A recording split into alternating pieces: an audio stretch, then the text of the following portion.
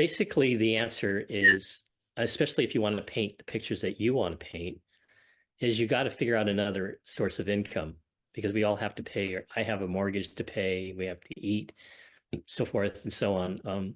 So I basically taught. Teaching became my livelihood. It's a supplement. That's mainly all been part-time, but it's a supplement to painting on my own. So basically, that's gave me the freedom to paint what I wanted to paint without the pressure of selling.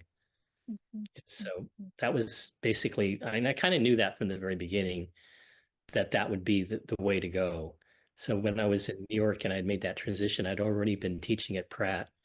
So, and then I knew that that was always going to be part of the equation. But in addition to that, teaching actually helped me to grow as an artist because what you're doing with your students is basically testing out all your theories on them. You're telling Uh-huh. them your ideas and telling them your approach to painting, and then seeing, hey, does this work or not? And then you see the students flourish, and you think, oh, well, hey, it's actually working. But I think a lot of the things about that when you're teaching, it just reinforces what your own approach is, what your theories are. So teaching, I think, is really I really recommend students to teach in order to grow as artists and try it out. And but for me, yeah, I still teach, and I think it's just a way to, I mean, even if and my paintings sell, and they sell for sometimes for greater amounts of money, but the consistency is very, very inconsistent. You know, all the sales may happen in just 2 months of the whole year.